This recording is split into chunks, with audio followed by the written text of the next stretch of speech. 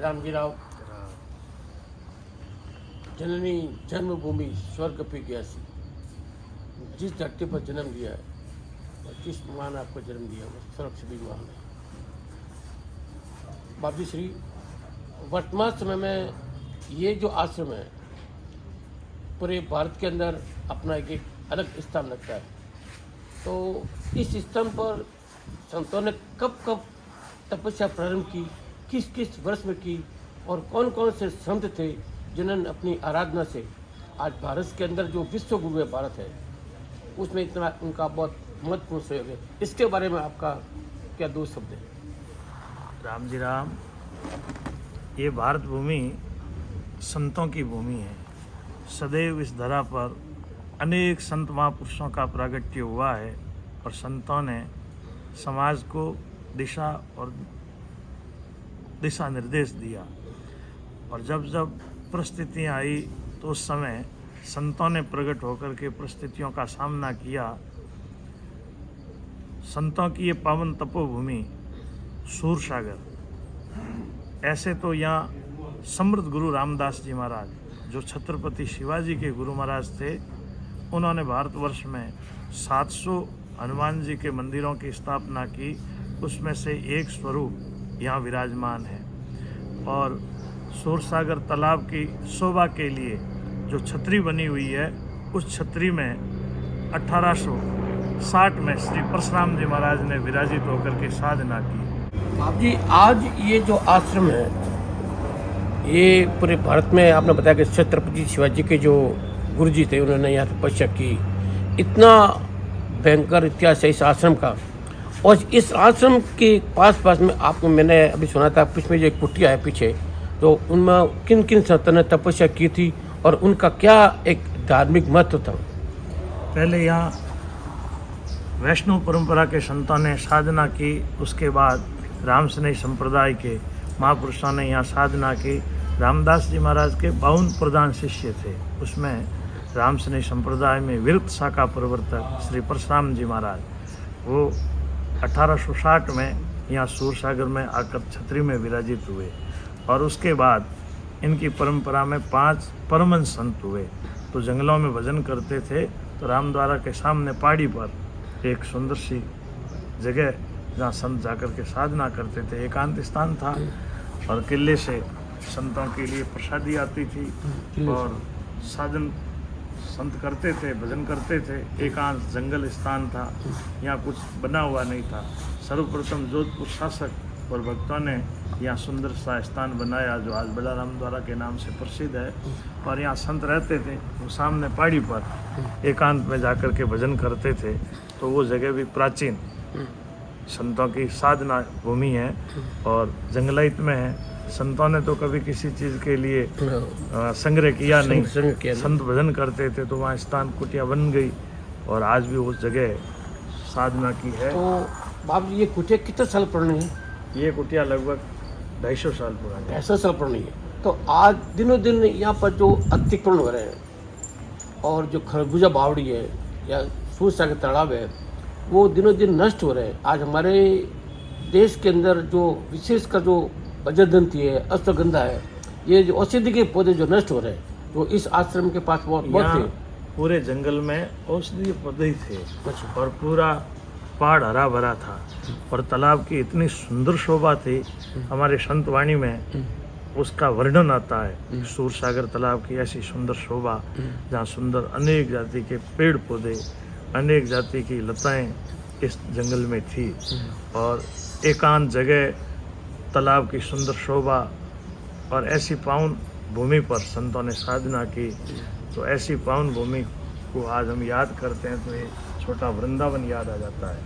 लेकिन धीरे धीरे विडम्बना है कि आबादी बढ़ी तो आबादी के साथ अतिक्रमण होते गए और अतिक्रमण के साथ ही शहर की बस्ती का जो गंदा नाला और गटर का पानी वो यहाँ कर गिरने लगा। तो पूरा तालाब दूषित हो गया, तालाब की शोभा खत्म हो गई और यहाँ आसपास में ये गंदा नाला गिर रहा है जिससे सारी बदबू फैल रही है।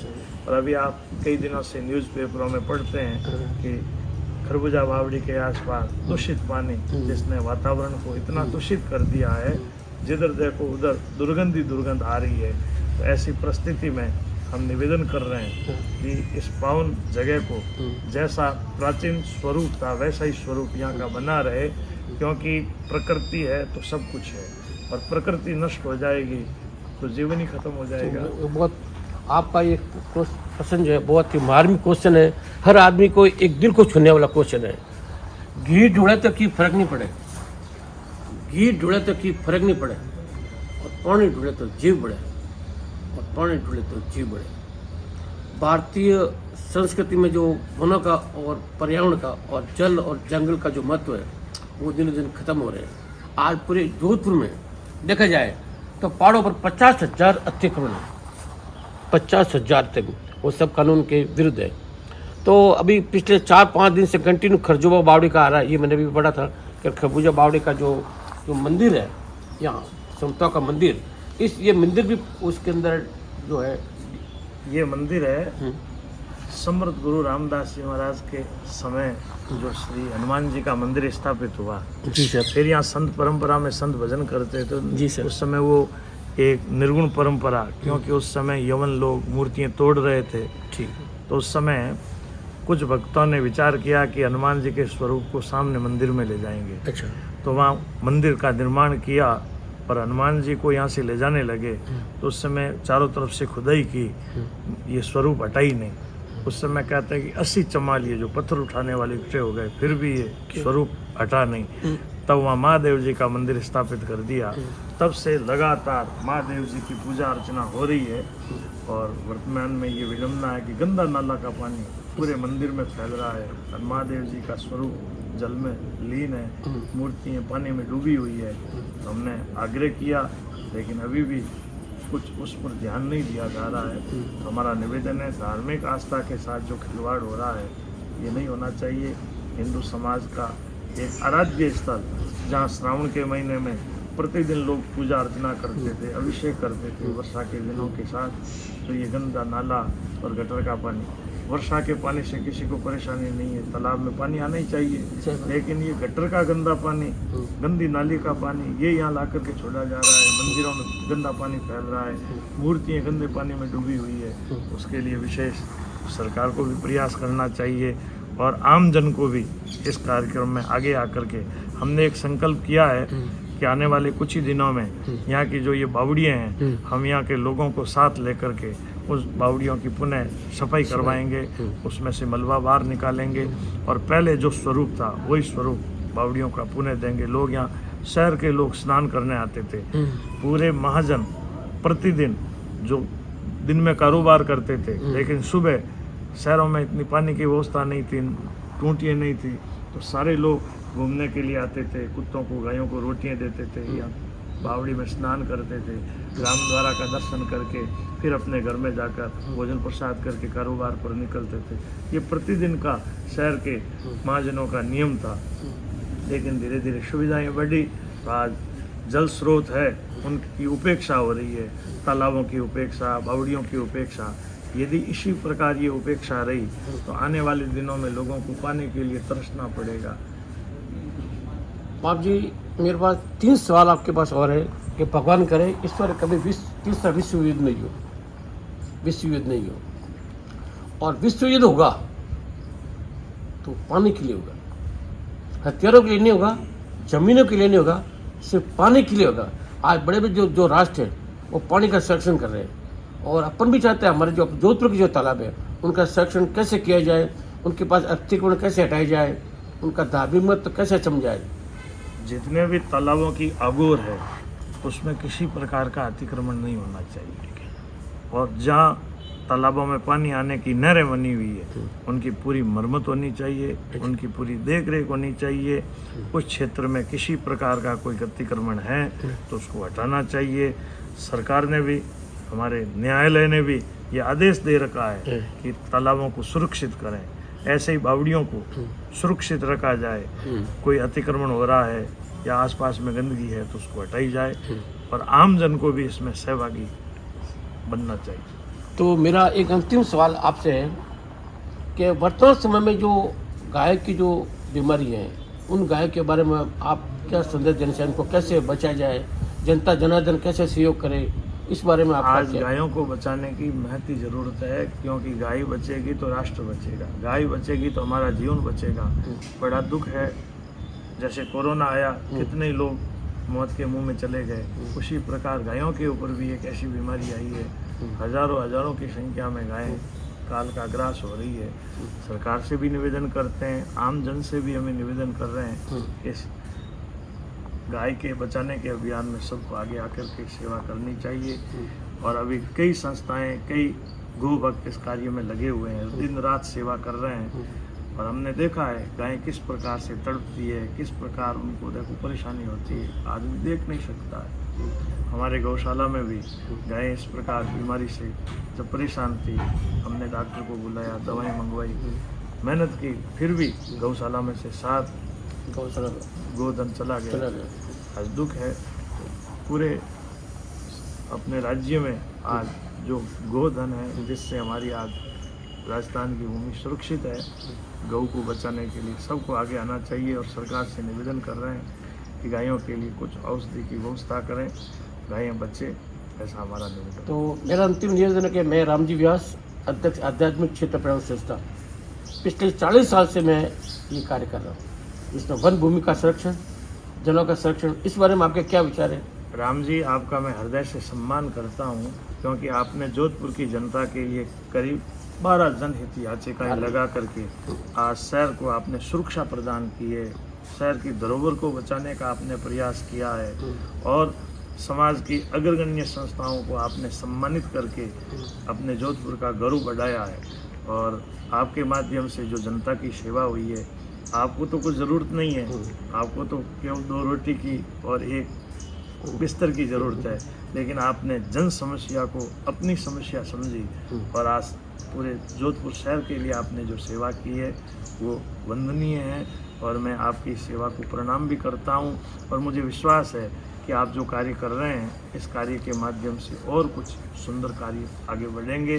पर्यावरण की रक्षा, गायों की रक्षा, मंदिरों की रक्षा, तालाब, कुएं, बावड़ी, इनकी सुरक्षा भी आपके माध्यम से होगी।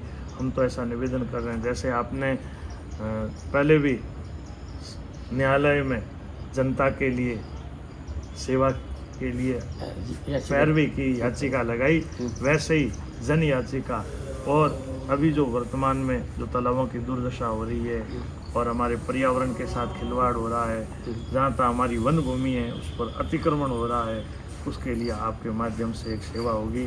तो मैं आपका बहुत बड़ा शहर के लिए उपकार मानूंगा, और मेरी भी यही भावना है कि हमारा शहर सुरक्षित रहे, स्वच्छ रहे, साफ सुथरा रहे और पर्यावरण में अग्रगण्य रहे, क्योंकि हमारा जोधपुर अपनाइत का शहर है, आपनो शहर, इस भाव से हम अपनाइत से यहाँ रहते हैं। तो हमारे जितने भी जोधपुर वासी हैं वो सब आनंदित रहें, सुरक्षित रहें और पर्यावरण का पूरा जनता को लाभ मिले, क्योंकि ऑक्सीजन की क्या ज़रूरत पड़ती है, इस बार कोरोना में लोगों ने समझा। तो ये पर्यावरण है, पेड़ पौधे हैं, यही हमें ऑक्सीजन प्रदान करते हैं। हमारे शहर में जिस प्रकार से पर्यावरण पहले से था वैसे ही आगे बना रहे, पेड़ लगाएं, हर व्यक्ति संकल्प करे कि जीवन में एक वृक्ष लगाएंगे, उसकी पालना करेंगे, उसको बड़ा करेंगे, और यहाँ जो बड़े बड़े बाग बगीचे हैं उनकी देखभाल हो, उनमें सुंदर सुंदर औषधीय पौधे और लगाए जाएं। इसी भाव के साथ आपको बारंबार साधुवाद। बाप जी, एक बात, अभी महाराजा गसिंग जी से मेरी वार्तालाप हुई थी, तो उनका आपका टॉपिक चला था तो इसी खरबूजा बावड़ी और ये तालाब पर, तो उन्होंने एक रीट याचिका की थी एनजीटी में। उसका जो फैसला हुआ, निर्णय हुआ है, इतना मार्मिक हुआ है कि प्रभाव पानी के बहाव क्षेत्र में किसी भी तरह का अतिक्रमण, किसी भी तरह का प्लॉट मगर नहीं होनी। इसमें मैं महाराजा गसिंग जी साहब का मैं बहुत बहुत ऋणी हूँ कि उनका जो दर्द है वो कर खरबूजा बावड़ी या दूसरे तालाबों तक नहीं, पूरे जोधपुर जितने भी तालाब है। नहीं, दरबार का तो दर्द पूरे राजस्थान के लिए, मारवाड़ के हैं, और मारवाड़ की सेवा इस परिवार ने की है, और आज भी पूरा परिवार, राज परिवार जो सेवा के लिए लगा है। और हमें प्रसन्नता है कि आज हमारे जो धरोहर के रूप में ये तालाब है, उनकी सुरक्षा के लिए महाराजा साहब जो कार्य कर रहे हैं, उनकी सेवा प्रशंसनीय है और हम निवेदन करेंगे कि ऐसे कार्य में और ज़्यादा हमारे मारवाड़ की धरोहर को हम बचाएं। और मैं आज्ञा लेने के पूर्व आप जोधपुर जितने भी समाचार पत्र हैं, जैसे पत्रिका है, राजस्थान पत्रिका है, भास्कर है, नवज्योति है, टाइम ऑफ इंडिया है, इंडियन एक्सप्रेस है, जो बार बार जो इन मुद्दों को उठा रहे हैं, जनता के सामने ला के रख रहे हैं कि मेन समस्या है, तो मैं उनका भी बहुत बार आभारी हूँ। और आपका आशीर्वाद मेरे ऊपर चाहिए और मेरे लायक कोई काम काज हो, जैसे जनहित याचिका है अगर हो, तो मैं आपके आशीर्वाद से इस तालाब को बचाने के लिए मैं अपना तन और मन और जो भी मैं छोटा सा आदमी हूँ, आप हमें आशीर्वाद दें। सब पूरे जोधपुर के संत भक्त सब आपके साथ हैं और ऐसे इसको बावड़ी को खाली करो सब, हम आपके साथ हैं और कोई बड़ी बात नहीं, जिन्हें ये खाली हो गई तो आने वाली पीढ़ी आप इस नहीं, हम सब जनमानस को साथ लेकर के ये अभियान चलाएंगे। राम जी राम।